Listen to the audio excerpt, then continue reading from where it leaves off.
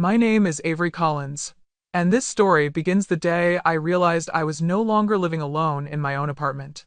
My parents had been breaking in for months, rearranging my things, checking my fridge, letting my sister sleep in my bed, always insisting it was for my safety, always pretending it was love. I tried talking. I tried boundaries. I even changed the locks. But nothing prepared me for the moment they crossed a line I could never uncross, so I moved out without telling them. I disappeared. And the twist? They panicked so badly that what happened next involved a new tenant, a 911 call, and police officers demanding explanations none of us were ready to give. Before I take you through everything, tell me, have you ever felt like the people who claimed to love you most were also the ones invading your life the deepest? And as you're listening now, where are you watching from, and what time is it for you? And if you really want to understand why I eventually vanished from my own life, you have to go back with me back to the years when privacy was a foreign concept and boundaries were something that existed only in other families. From the age of 13 to 17, my bedroom door might as well have been made of glass. My mom had a habit of entering without knocking, moving through my space as if it were simply an extension of her own. She read my journals to make sure I wasn't hiding anything dangerous, shook out my backpack to inspect every folder, every scrap of paper, every note passed between friends, and regularly scrolled through my phone under the guise of parental vigilance. If I wanted to study at the library with classmates, she insisted I stay home where she could see me. Calling it working from home before working from home was a thing, even though all I wanted was to sit at a round table with friends like a normal teenager. My dad, quieter but no less intrusive, installed a location tracking app on my phone, telling me it was only for emergencies. But emergencies somehow included every time I biked to the park, visited a friend, or stayed 10 minutes longer at school. Just making sure you're safe, he'd say, proudly pointing at the moving dot on his screen like I was a delivery package en route. When I was 15, I had my first boyfriend, a sweet, nervous boy named Tyler, who always smelled faintly of spearmint gum. We texted shy little messages about homework and weekend plans, nothing remotely scandalous. But one night, I left my phone charging on the kitchen counter, and my mom picked it up.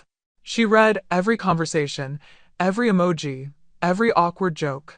Then, during dinner, she reenacted the messages dramatically, laughing until she cried while my dad chuckled and Lily, my younger sister, snorted so loudly milk came out of her nose. I remember sitting there, cheeks burning, wanting to disappear under the table because something tender and private had been turned into a comedy skit for family entertainment. Tyler broke up with me a week later, saying my mom scared him. I didn't blame him. Lily, meanwhile, lived an entirely different childhood. While my drawers were inspected, her room was a no-go zone. While my online activity was monitored, she stayed up gaming with friends until 3 a.m. without a single consequence. When she skipped class, Mom said she was going through a phase. When I missed one assignment, Mom grounded me for 2 weeks so I could learn discipline. Lily could do no wrong. I could do very little right. It wasn't that she was a bad person, she just grew up believing the world, including me, should bend to her comfort, and our parents reinforced that belief every single day. One of the most humiliating moments of my teenage years happened during a sleepover at my friend Madison's house. Madison's parents had welcomed me warmly, offered snacks, and let us choose movies. It felt like a glimpse into a different kind of family, one that trusted their children. But at 9:30 p.m., my mom rang the doorbell. Not to pick me up, not because of an emergency, but to make sure the house was clean and safe. She walked straight into Madison's bedroom, lifted the corners of the mattress to check for dust mites, opened drawers, sniffed a pillow, and interrogated Madison's mom about supervision, curfews, and Wi-Fi passwords. I wanted to melt into the carpet. Madison never invited me back. By the time I graduated high school, I was exhausted from being watched, followed, and corrected. I dreamed of attending college on the opposite coast, Seattle, Boston, anywhere oceans or mountains could buffer me from the constant intrusion. But life, as it often does, made the practical choice easier than the emotional one. Scholarships, job prospects, and my major all pointed to Colorado. And the best opportunities weren't even in Boulder or Colorado Springs, they were in Denver, just a short drive from the suburb where I'd grown up under my parents' microscope. Moving away entirely felt impossible financially, so I compromised. I moved 30 minutes south, into the city, telling myself that adulthood alone would give me the space I'd been craving since childhood. I believed that once I paid my own rent, cooked my own meals, and shut my own apartment door, the unwritten rules of American independence would take over. Parents, I told myself, don't just show up uninvited to their adult children's homes. They don't check their fridges or rearrange their laundry or hand out spare keys like party favors. I truly thought that being 29, financially independent, and living alone in Denver would be enough to establish a boundary my family had never respected, but surely would now. I was wrong. The seeds of everything that would eventually happen, the break-ins, the stolen privacy, the panic, the police were planted long before I ever signed that first lease. I just didn't know it yet. The first intrusion occurred when I woke on a quiet Sunday morning to a sound that did not belong in my apartment, the sharp hiss of oil hitting a hot pan, followed by the rhythmic scrape of a wooden spoon against metal. For a moment, half buried under my blankets, I thought it was the remnants of a dream. But then came the unmistakable scent of onions browning, garlic sizzling, and something thick and savory bubbling on low heat. I bolted upright, heart sinking with a familiarity I didn't want to acknowledge. The only people who cooked like that, the only people who cooked at all in my apartment, were the ones who shouldn't have been anywhere near it. I swung my legs out of bed and walked into the hallway, still groggy, my hair tangled and my sweatshirt half-zipped. The moment I stepped into the living area, the scene before me punched the air out of my lungs. My mother, Karen, was standing in my kitchen wearing one of her floral aprons, stirring a pot of beef stew as if she had woken up here, as if this were a normal Sunday morning in a house she owned. My father was lounging on my sofa, legs crossed, TV remote in hand, wearing the same pair of brown house slippers he always wore at home. Except this wasn't their home, it was mine. Or so I thought. "Good morning, sweetie," my mom said without turning around, as if I were late to my own kitchen. "I figured you'd sleep in. You always stay up too late on weekends." I blinked, struggling to find my voice. "Mom, Dad, how did you get in here?"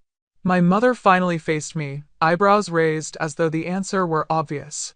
She reached into the pocket of her apron and dangled a small silver key between two fingers.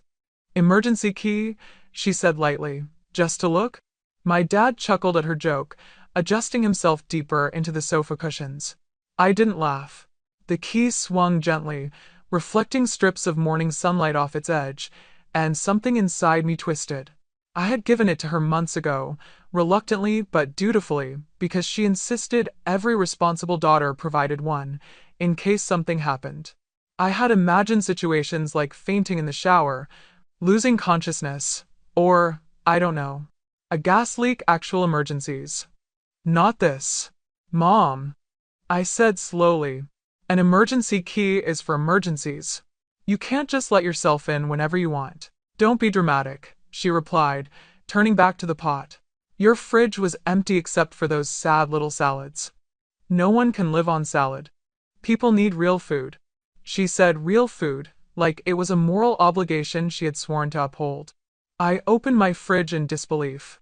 Some of my containers had been pushed to the back. In their place were glass jars of her homemade pickles, plastic containers of leftovers, beef broth, carrots, potatoes, celery, all the ingredients she deemed essential for someone working too much to take care of herself. Before I could protest, she began rearranging things with the efficiency of someone organizing her own kitchen, moving my plates to another cabinet, stacking my mugs differently, tossing out the frozen meals I'd bought on sale. "These are full of chemicals," she muttered. "Why waste money on poison?" My father chimed in without looking up from the TV. "Your mother's just trying to help. We drove all the way here to make sure you're doing okay. The neighborhood looks a little rough."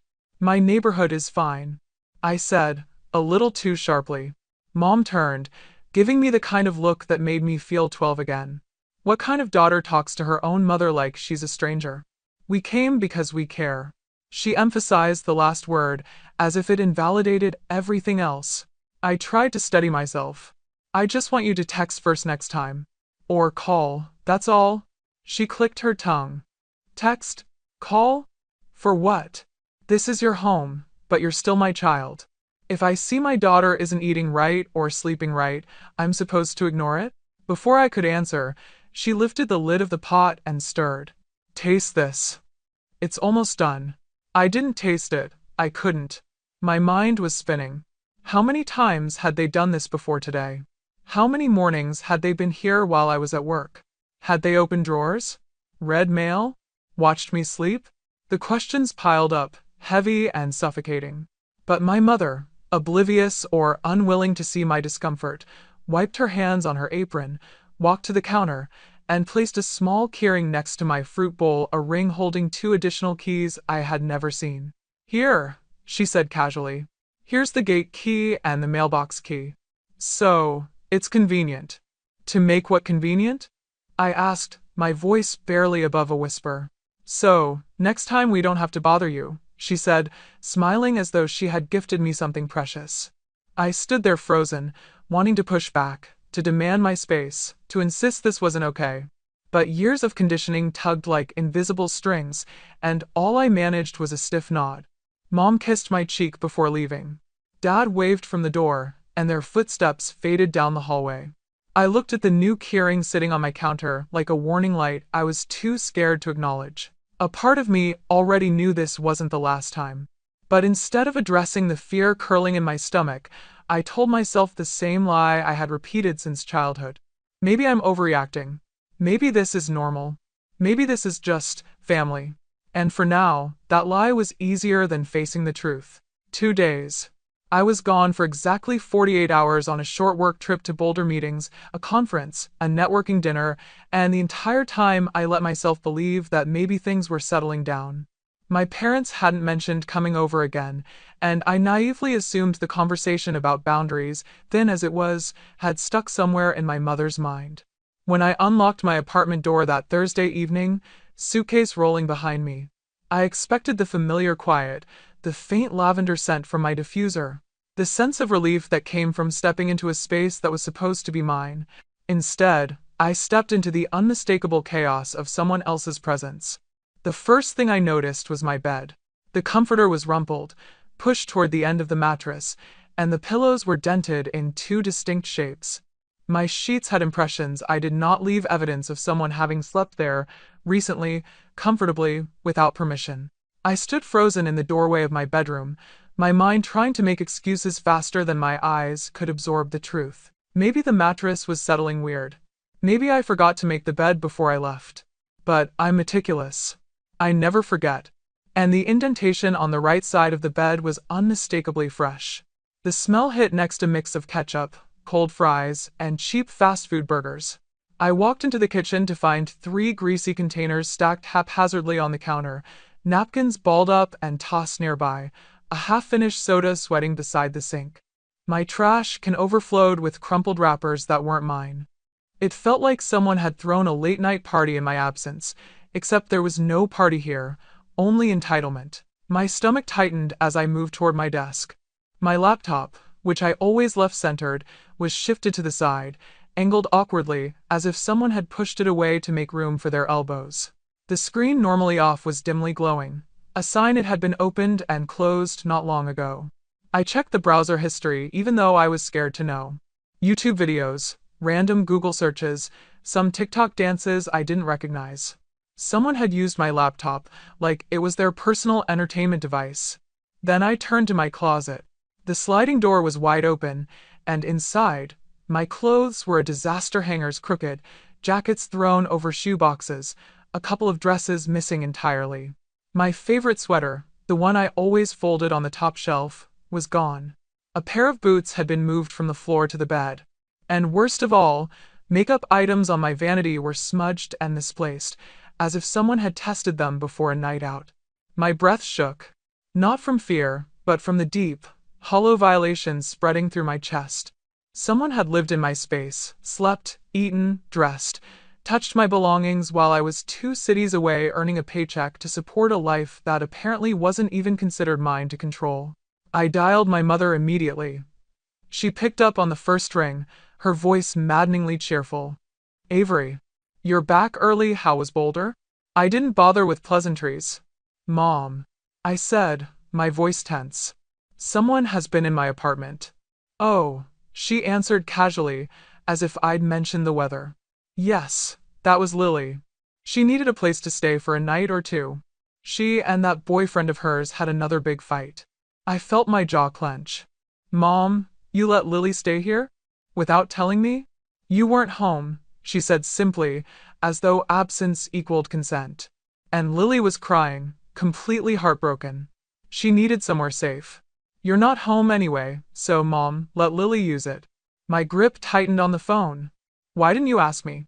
This time, her tone sharpened. Avery, you're way too selfish. Your sister is going through a crisis, and all you care about is your furniture?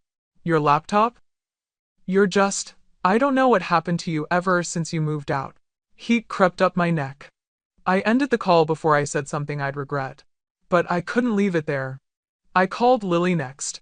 She answered with a tired groan. Hey, what's up? Did you stay in my apartment? I asked. There was a pause. Yeah? I thought Mom told you. She didn't. Oh, Lily sounded unbothered, unconcerned. Well, I figured you wouldn't mind. You weren't using it. And your bed is way more comfortable than mine. That last sentence was delivered casually, as if my personal space was a community resource. Lily, I said slowly, you can't just use my apartment without asking me. That's not okay. She sighed dramatically. Avery, relax. Mom said you're always working or traveling anyway. She said you don't need the place as much. If it's empty, why can't I stay here sometimes? It's not like you're married or have kids. It was said with a light laugh, but the weight of it crushed something inside me. In that moment, I realized my family didn't see my apartment as mine. They saw it as an extension of the Collins household, a satellite location they could use whenever convenient, a spare bedroom, a storage unit, a crash pad, whatever suited the crisis of the day. When Lily hung up, offering a breezy, "Love you. Don't be mad," I stood in the center of my living room, surrounded by the mess they left behind, and felt my sense of ownership slip like sand through my fingers. My home, my sanctuary, had been reduced to a backup plan. A place I paid for, but didn't control. A place where my absence was considered permission. For the first time since moving out, a chilling thought settled over me. Maybe I wasn't living independently at all. Maybe I had just relocated the same problem into a new zip code. And with that realization, came something I hadn't felt since childhood, a deep, quiet dread that whispered, "This is only the beginning." I drove to my parents' house with a knot in my stomach so tight it felt like it was pulling my ribs inward.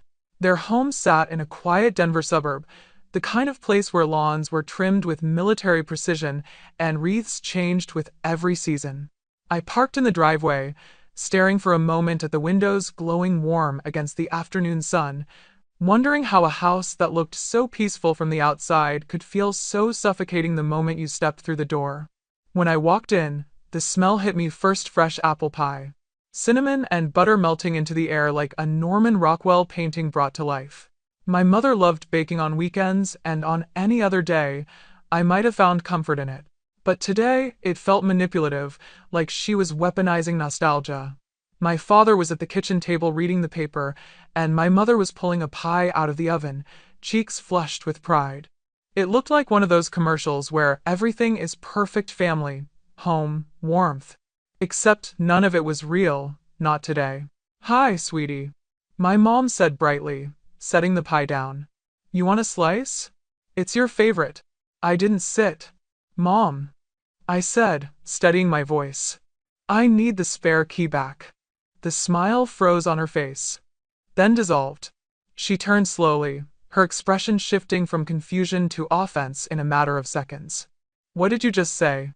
I swallowed hard. "The key. I want it back." The timer on the oven beeped pointlessly in the background, slicing through the silence. My dad lowered the newspaper, frowning.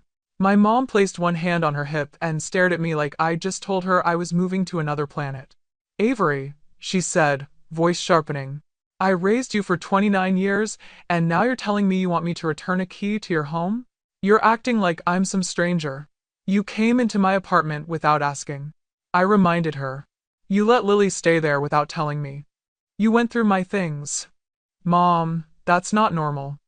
And it's not okay. She gasped, as if deeply wounded. Not normal? I'm your mother. I have every right to check on my child. I didn't snoop. I cleaned. I cooked. I made sure you were eating. I'm sorry, I cared too much. There it was, the classic turn, the emotional alchemy where her violations transformed into martyrdom within seconds. My father stood now, walking toward us with slow, deliberate steps. Avery, your mom didn't mean any harm. You live alone in the city. Things happen. It's dangerous. Parents keeping a key is common sense. Not if you use it whenever you want, I said. Not if you give it to Lily. Not if you treat my home like it's your second living room. My mom's face twisted. We didn't treat it like anything. We stepped in to help. We always help. That's what family does. And prove it in Poking's place and in 9. She wiped her hands on a dish towel, suddenly trembling, tears forming quickly, too quickly, like she had spent years perfecting the performance. I can't believe you're doing this to me, she cried, voice cracking. After everything I've sacrificed? After working extra shifts so you could have school clothes? After paying for your driving classes, your dental bills, your... She faltered dramatically before continuing. This is how you repay me? By accusing me of, what? Caring too much? The air thickened until it felt like I was breathing, honey, heavy, slow, sticky with guilt. My father stepped beside her, putting an arm around her shoulders. Avery, he said with a sigh, we're not giving the key back. My heartbeat pounded in my ears. What? You heard me, he said firmly. We're your parents. We need to be able to check on you. If something happens, we can't just stand outside helpless. Having the key is reasonable. Reasonable? I almost laughed. Reasonable to whom? To parents who never believed I belonged to myself? To a family who thought adulthood was a suggestion, not a reality? My mother's tears flowed freely now as she pressed her head to my father's shoulder, her voice muffled. She's pushing us away. She doesn't want us anymore. My father rubbed her back and shook his head disappointedly at me, as if I were the unreasonable one. We're not returning the key, Avery. And that's final. I felt something inside me harden. Break, maybe. But whatever it was, it made my voice come out calm, eerily calm. Then I'll change the locks. My mother's head snapped up. Her tears stopped instantly, replaced by wide-eyed disbelief. You wouldn't dare. Watch me, I said. For a moment, the room went dead silent, except for the faint ticking of the kitchen clock. My mother stared at me like she didn't recognize me, like I had become something dangerous, ungrateful, disloyal. Maybe in her mind, I had. But for the first time in years, I felt the faintest flicker of power, small, fragile, but real. I didn't wait for more dramatics. I didn't wait for the guilt, the manipulation, the accusations that I knew would follow. I picked up my bag, turned my back to their stunned expressions, and walked out of the house without another word. The smell of apple pie followed me out the door like a ghost of the family we pretended to be, but I didn't look back. And as I slid into my car and started the engine, one thought repeated quietly, relentlessly in my mind. If they won't respect my boundaries willingly, I'll build ones they can't cross. Changing the locks felt like taking my first real breath in months. I called a locksmith the same evening I left my parents' house, watching from the hallway as he removed the old deadbolt and installed a new one that clicked shut with a satisfying finality. When he handed me the fresh set of keys, 3 copies, all mine, I felt an almost childlike relief, as if I had built a wall tall enough to finally keep the world out. For the next 3 weeks, everything was quiet, peaceful. My apartment remained exactly the way I left it each morning, couch pillows untouched, fridge unjudged, closet organized, bed still perfectly made. I started sleeping better. I left my laptop on the coffee table without worrying someone might open it. For the first time since moving out, I actually felt at home. I began to believe, cautiously, that maybe the boundary I'd forced into place was finally working. But boundaries don't work on people who refuse to recognize them. And in my family, Refusal had been an art form for decades. It was a Thursday evening when everything shattered again. I had come home late after a long day at the office, my shoulders sore, eyelids heavy, craving nothing but silence and takeout. When I opened my door, secured with my lock and my key, I heard the soft hum of the television before I even stepped fully inside. My heart lurched. The living room lights were on. And sitting on my sofa, legs crossed neatly, a mug of tea steaming on the coffee table as though she owned the place, was my mother. For a moment, the world tilted. I gripped the doorknob, dizzy, trying to make sense of the impossible. 3 weeks. 3 weeks of peace, ripped apart in an instant. Mom? My voice cracked. How did you get in here? She smiled warmly, as if this were the most normal kind of welcome home surprise. Oh good, you're back. I was starting to worry you'd be late. She took a sip of her tea. Chamomile. She always drank chamomile in the evenings. That's not what I asked, I said, my chest tightening. How did you get in? She waved a hand dismissively, as though logistics bored her. I called your landlord, of course. Mr. Halstead? Nice man. Very understanding. She pronounced understanding like she deserved applause for her ability to charm him. My stomach dropped. You called my landlord? She nodded, proud. I told him I was concerned because you weren't answering my calls.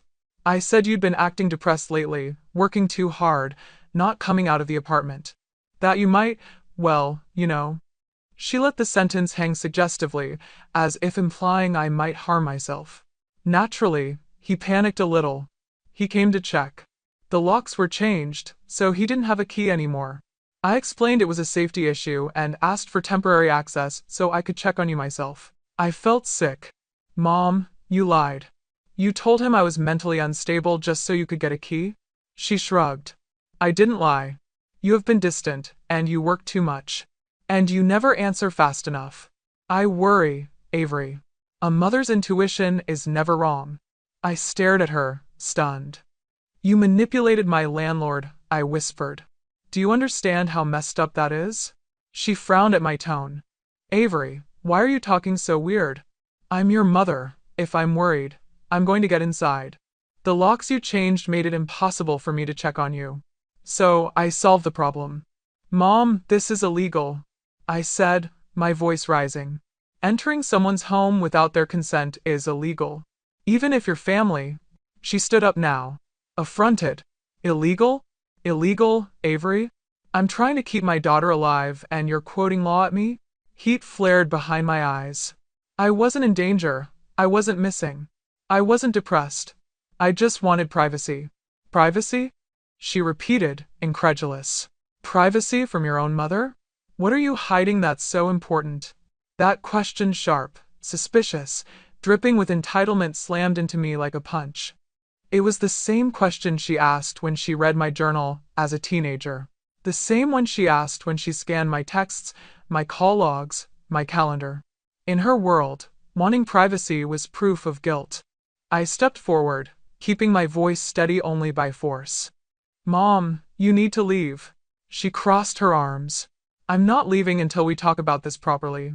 There is nothing to talk about. She stared at me like I was being unreasonable. I have every right. No, I said louder.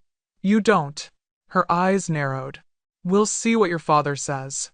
She grabbed her purse, muttering in Vietnamese under her breath about how ungrateful I'd become, how American individualism had corrupted me, how Lily would never treat her this way. She walked out, but not before giving me a long, disappointed look that tried just as it always had to make me feel like I was the problem. The door clicked shut behind her. My legs felt weak. I stood in the middle of my living room, the room she had violated again, and felt shame, anger, and helplessness swirl together so violently I thought I might collapse. But instead, I turned on my laptop. I typed an email to my landlord, a long one. Professional, direct. Detailing that no one, no parent, no sibling, no acquaintance is authorized to enter my apartment under any circumstance without my written permission. I copied the leasing office. I demanded all spare keys be accounted for and secured. I requested documentation of who had been granted temporary access and when. And when I hit send, My hands were shaking. But even then, somewhere deep in my gut, I knew it wouldn't be enough. My mother had crossed every boundary I'd ever tried to draw, and each time she found a new way around it as though my privacy were a puzzle she was determined to solve. I just didn't know yet that what she did next would make everything that happened before look benign. My mother had stopped respecting locked doors a long time ago. Now, she was learning how to bypass systems, rules, and people too. And she wasn't done. I didn't want to admit it, but after seeing Lily climbing through my window on camera, after watching my mother tear open my mail and handle my belongings like they were props in her personal drama, something inside me cracked open. I couldn't sleep. I couldn't relax in my own home. Every creak of the building made my body tense, expecting the doorknob to turn or the balcony door to slide open. My apartment, my sanctuary, had become a stage for their violations. So I booked a therapy session. Not because I wanted to talk about my family, but because I needed someone neutral to tell me whether I was losing my mind or whether this really was as unhealthy as it felt. My therapist listened quietly as I explained everything: the childhood invasions of privacy, the first break-in, the key manipulation with the landlord, the window climbing, the live streaming in my bedroom. When I finished, she exhaled slowly and said two words that changed everything: "This is enmeshment." Then she added, "And deeply violating." I blinked at her. "Enmeshment?" She nodded. "It's when a family has no emotional or physical boundaries, when the parent sees the child as an extension of themselves. Your mother believes access equals love. She does not recognize your autonomy. She does not acknowledge your adulthood. But she thinks she's helping," I whispered. "Control often wears the mask of concern." She replied gently, "It's still control." Something in me unwound painfully, like a tight knot being pulled loose. She continued, "Avery, you are not safe in your home. Not emotionally, not psychologically, and frankly not physically if people are entering without consent. You need distance. Real distance." "You mean move?" "Yes," she said. "And don't tell them where." That sentence settled over me like a truth I had always known but never dared imagine. Don't tell them where. Because if they knew, they would show up. They always showed up. That night, lying in bed staring at a ceiling that no longer felt like mine, I made a decision. I opened my laptop and began searching for apartments not in the same complex, not even in the same neighborhood. I needed somewhere secure, somewhere anonymous, somewhere they couldn't charm or manipulate their way into. And that's when I found it. A newly renovated building near Union Station, a high-rise with keycard-required elevators, 24/7 front desk staff, and hallway cameras every 15 feet. A place where no one could enter, without logging their identity and purpose. A place built for privacy. For boundaries. For new beginnings. I scheduled a tour for the next morning. Walking through the lobby felt like stepping into another world: marble floors, warm lighting, a concierge who greeted me by name after checking ID. The elevator required a keycard swipe just to select a floor. The apartment itself was small but beautiful, high windows overlooking the city, hardwood floors, a kitchen that smelled of fresh paint, and safety. Safety. The one thing I hadn't felt in months. I signed the lease on the spot. Then came the logistics. I didn't want my family to suspect anything, so everything had to happen quietly. Secretly. I hired a moving company under my work email. I pre-packed the smaller items into boxes after midnight, when the building was silent. Two close colleagues, Marisol and Jonah, offered to help after I reluctantly confessed what was happening. They came by late at night with hoodies and baseball caps like we were carrying out a classified operation. We packed everything carefully, whispering even though no one was around. "Your mom really climbed through the window?" Jonah whispered as he taped a box. "My sister," I corrected. "My mom just walked in through the front door like she always does." He shook his head. "Girl, you're not moving. You're escaping." And that's exactly what it felt like. A quiet escape. We loaded the boxes into the mover's truck, under the cover of darkness, the hallway dim and empty. By 2 a.m., my entire life was stacked inside a truck heading across Denver. Before locking the door for the last time, I stood in the middle of the now empty apartment. The walls looked bare, but somehow they seemed to breathe easier without my things, as if the space itself were relieved I was leaving. I cleaned the counters, swept the floors, wiped down the windowsills partly out of habit, partly because I wanted no loose threads. No evidence. No lingering reasons for my family to believe they still had a claim here. Then I placed the old key, my mother's favorite weapon, inside an envelope addressed to the landlord and slid it into the building's mailbox. No note. No explanation. No forwarding address. When I stepped outside, the night air felt different on my skin, lighter, sharper, almost electric. I climbed into Jonah's car, and as the complex shrank in the rearview mirror, I felt something I hadn't let myself feel in years: hope. For the first time in my life, I was going somewhere my family couldn't follow. Not because I didn't love them, but because loving them had become a full-time job that cost me my peace, my privacy, my autonomy. At my new building, the doorman checked my ID, registered my name, and handed me a keycard, sleek, black, and silent. He pointed toward the elevator. "You're all set, Miss Lane. Welcome home." Home. A place no one had access to but me. A place where no one knew the unit number. A place where I could finally exhale and rebuild myself without being watched, interrupted, or violated. As the elevator doors closed and the numbers blinked upward floor by floor, I let myself imagine a future where my life belonged to me again. A future where locked doors didn't invite confrontation. A future where my mother's voice wasn't the narrator of my every decision. I didn't know it yet, but disappearing fully, quietly, intentionally would force my family into a spiral I never anticipated. But for now, in that new apartment, standing in an empty living room bathed in city light, one truth echoed softly but powerfully inside me: I didn't run away. I finally walked toward myself. For the first 72 hours in my new apartment, I turned my phone face down, silenced notifications, and let myself dissolve into the quiet. I needed the stillness, like oxygen. I slept with both bedroom doors locked. I woke up slowly, without fear that footsteps might be in my hallway. I arranged my new kitchen exactly the way I wanted and knew it would stay that way. It was the calmest, most grounded I had felt since childhood. But on the third morning, when I finally picked up my phone, the screen lit up like a wildfire: missed calls from Mom, Dad, Lily, unknown numbers, even neighbors from my old building. 37 missed calls from my mother alone. 21 from Lily, 8 from Dad, a handful of frantic texts. "Avery? Where are you? Answer right now. This is not funny. We're coming over." And from Lily, "Mom is freaking out.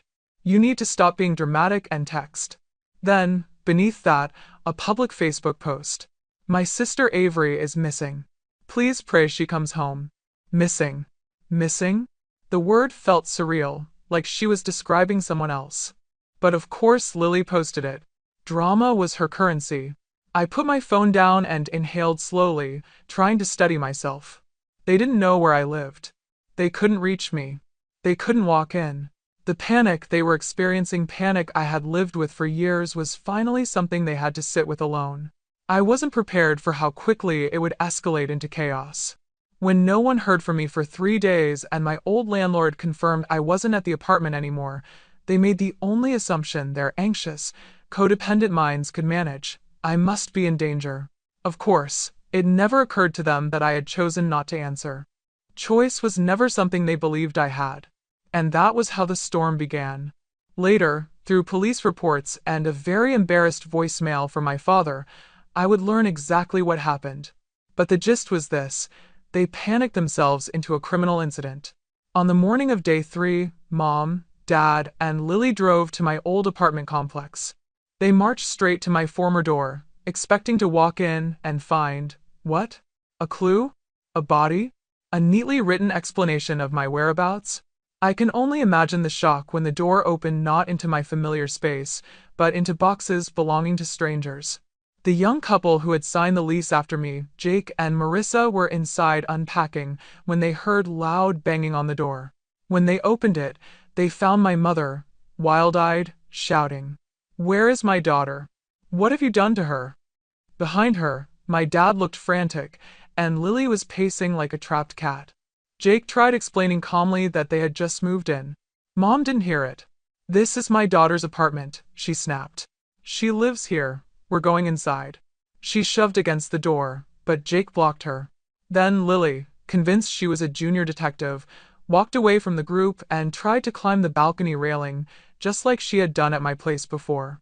Except this time, she slipped on the metal edge and ended up dangling halfway while screaming for my father to give her a boost.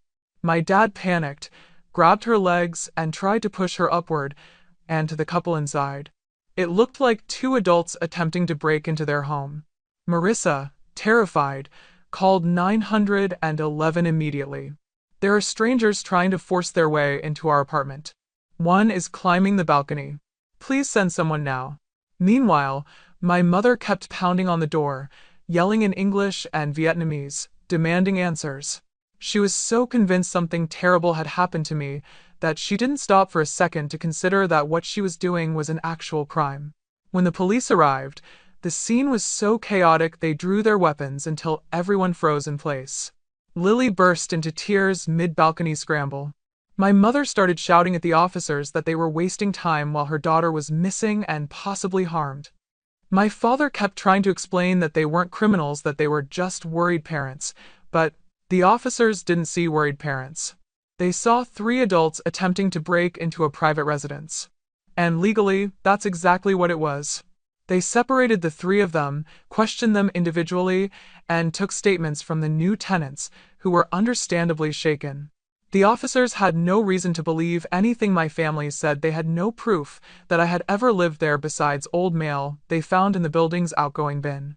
Eventually, when my mother's hysteria escalated into a full meltdown, one of the officers tried to calm her and said, "Ma'am, we need to contact your daughter to verify her safety. Do you have her phone number?" My mother sobbed that I wasn't answering.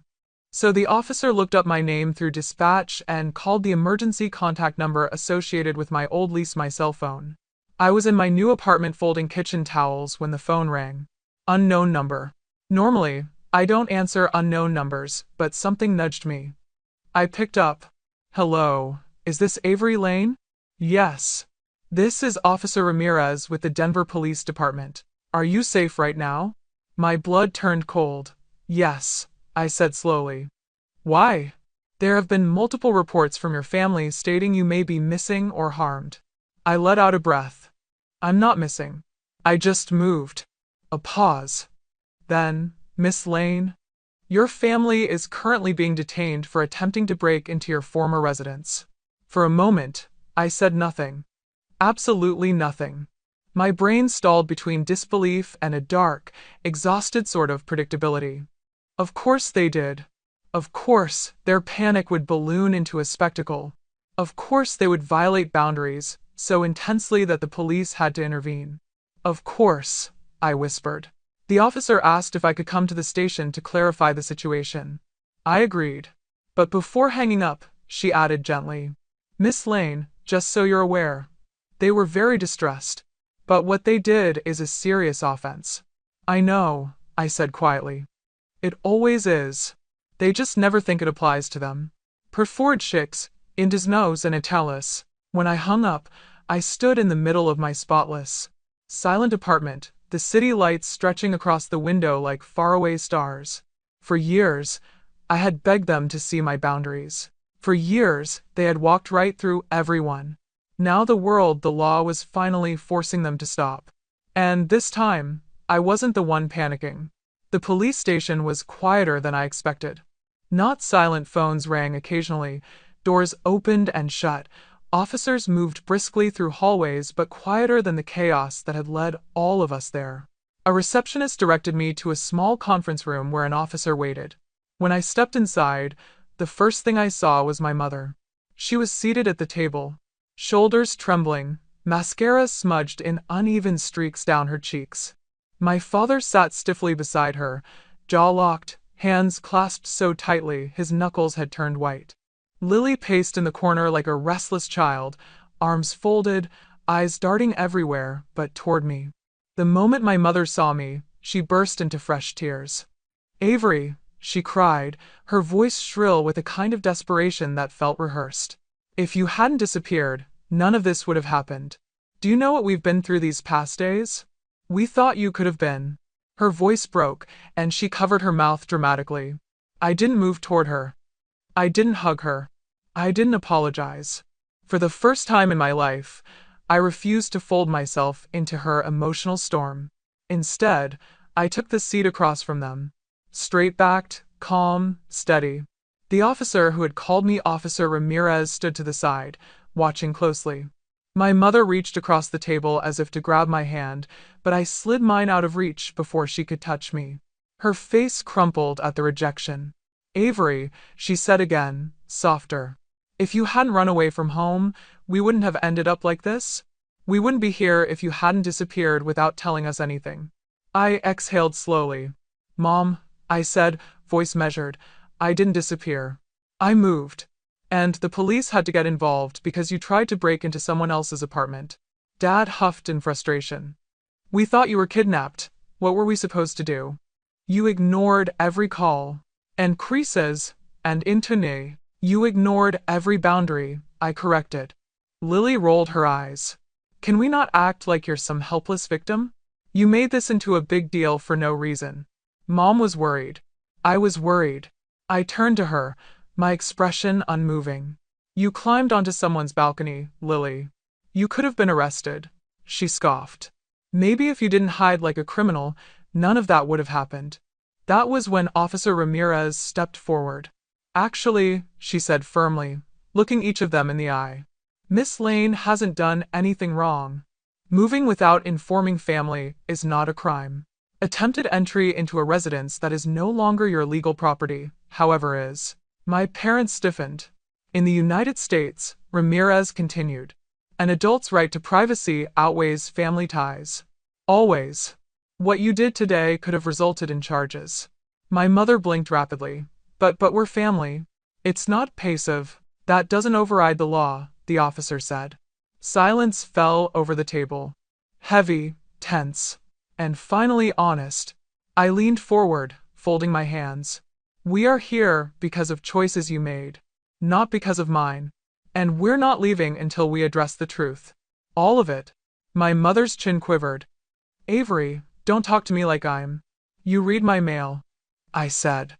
She froze. You opened my packages. You came into my home without permission. Multiple times. My voice remained level. You gave Lily my key. You let her use my space while I was gone. She live-streamed in my bedroom like it was her own. Lily flushed bright red. It was just for fun. It was my room, I said. My private space. And you had no right. My father cleared his throat.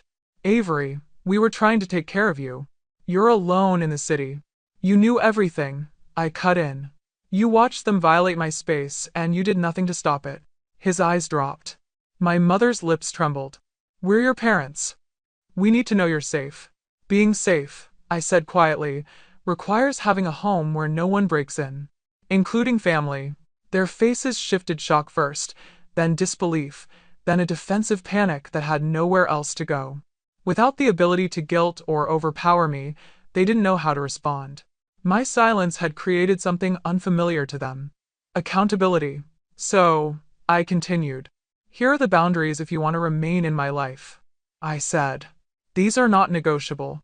My mother leaned back like she was bracing for impact. Lily sighed loudly. My father forced himself to sit straighter. 1, I said. No one gets my new address. Ever. Not unless I choose to give it. My mother's eyes widened. Avery. 2, I continued. We only meet in public places or at your home. Never mine. My father frowned. That seems extreme. I ignored him. And 3, you will not enter any physical or digital space of mine without explicit permission. That includes apartments, mail, accounts, messages, social media, everything. Lily scoffed. So dramatic. If these are violated, I said evenly, I will cut contact. Completely. No arguments. No explanations. No apologies. The room went utterly still. My mother stared at me as if she were seeing a stranger, someone she couldn't control, someone who had slipped out of the tight grip she had maintained for decades. Her voice came out small. Avery, you've changed. I finally have, I replied. Officer Ramirez placed a document on the table, a simple written agreement outlining the boundaries we had discussed. A family privacy commitment, she called it. Not legally binding, but powerful enough to formalize what was said. My parents exchanged looks torn between indignation and fear. But fear won. Fear of losing me, fear of losing the illusion of closeness they claimed to cherish. One by one, they signed. First my father, face strained. Then my mother, hand shaking. Then Lily, rolling her eyes, but signing anyway.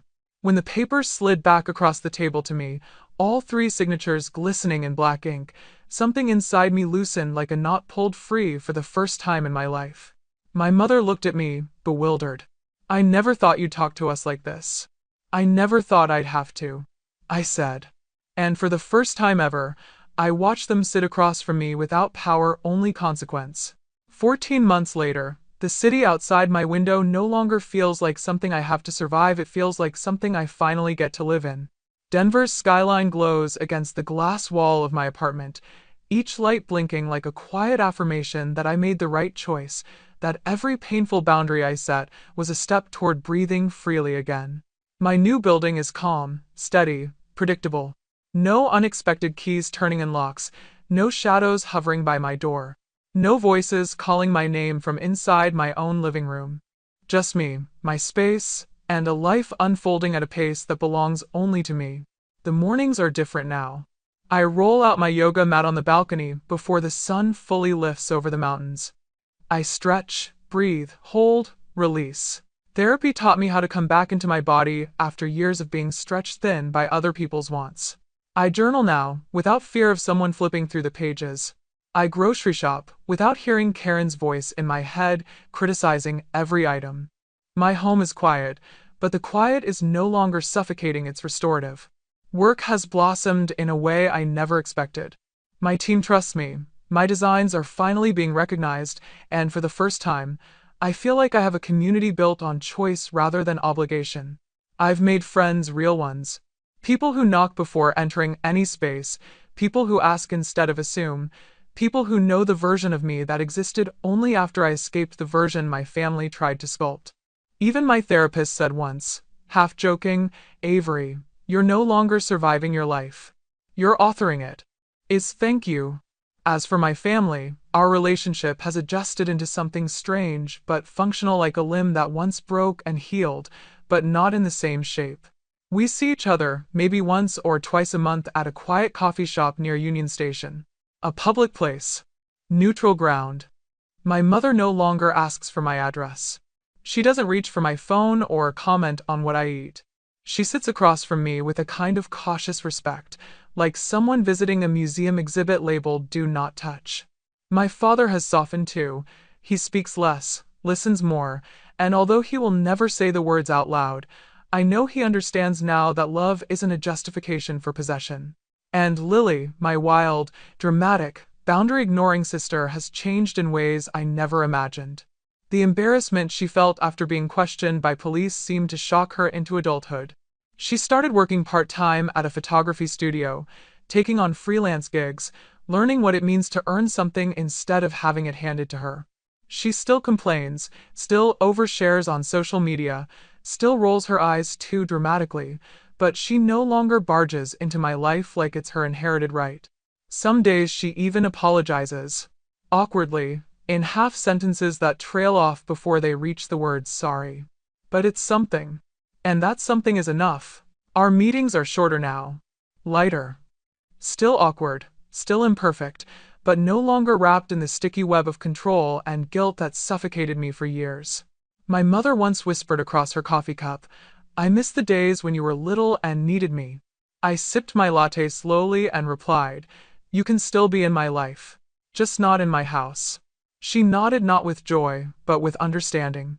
Sometimes, healing looks like that. And somewhere along that long, quiet year, I realized something profound. I do still love them. But I also love myself. And those two truths can exist at the same time. You can love your family and still need a locked door. You can care for them deeply while also protecting the parts of yourself they were never meant to handle. Boundaries aren't punishments, they're invitations. They say, if you want to be in my life, Here is how to do it without breaking me. Dekhated Arlokin. So, here is the lesson I want to leave with you, whoever you are, wherever you're watching from. Your peace is not selfish. Your privacy is not disrespect. Your boundaries are the bridge, not the barrier to healthier relationships. Anyone who loves you will learn to meet you there. Tonight, as I stand in front of my apartment, the place where my life finally feels like mine, I hold my key in my hand. The metal is warm from my palm, the weight of it familiar and grounding. I slide it into the lock, hearing the soft click that has become my favorite sound in the world. Then I open the door. For the first time in my life, I walk into a home where no one can follow unless I invite them. And that, more than anything, is what freedom feels like.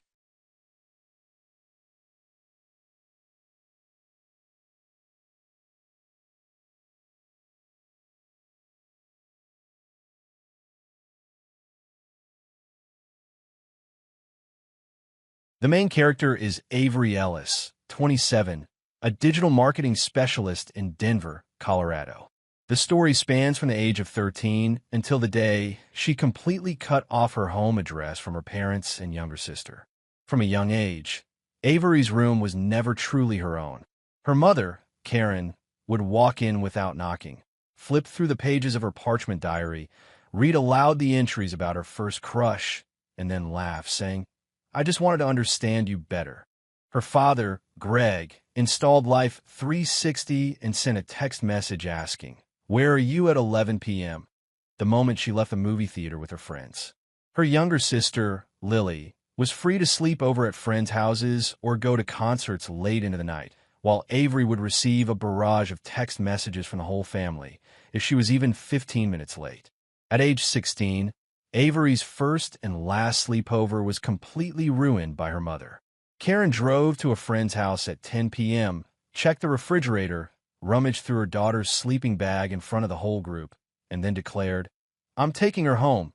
This isn't safe." After that, no one ever invited Avery over again. She became known at school as the girl with the crazy mother. Moving out on her own at 22, Avery thought she was finally free. She rented a studio apartment in Lodo, Denver, changed the locks, and breathed a sigh of relief for 3 weeks. Then, one Sunday morning, the smell of beef stew woke her up. Karen was in the kitchen, wearing a floral apron, stirring the soup as if it were her own home. They still kept the spare key from 2 years ago for emergencies. From then on, these unexpected visits became regular. Mom cleaning, Dad checking the safe, Lily sleeping over 3 or 4 days a week after every argument with her boyfriend, leaving her long hair in the bathroom, and the electricity bill skyrocketing. Avery demanded her keys back, which led to crying, being called ungrateful, and having her parents' sacrifices brought up in her memory. She gave in time and time again, until one therapy session where the therapist bluntly stated, "You're living with 3 renters who aren't paying, except they're your parents and your sister." The climax came when Avery secretly rented a new apartment in Capitol Hill, a building with 24/7 security, key-operated elevators, and a policy of not giving keys to anyone. She moved her belongings at 2 a.m. with the help of 2 close colleagues. No goodbyes, no farewell text messages. She temporarily blocked the number and turned off location notifications. 2 weeks later, the whole family returned to their old apartment. Karen banged on the new tenant's door, yelling, "My daughter is missing." Greg tried to break the lock, and Lily climbed onto the second-floor balcony to check the back window, but slipped and was left dangling. Neighbors called 911. Police arrived, drew their guns, and flashing lights filled the streets of Lodo. Avery took the call from the station and calmly confirmed, "I'm safe.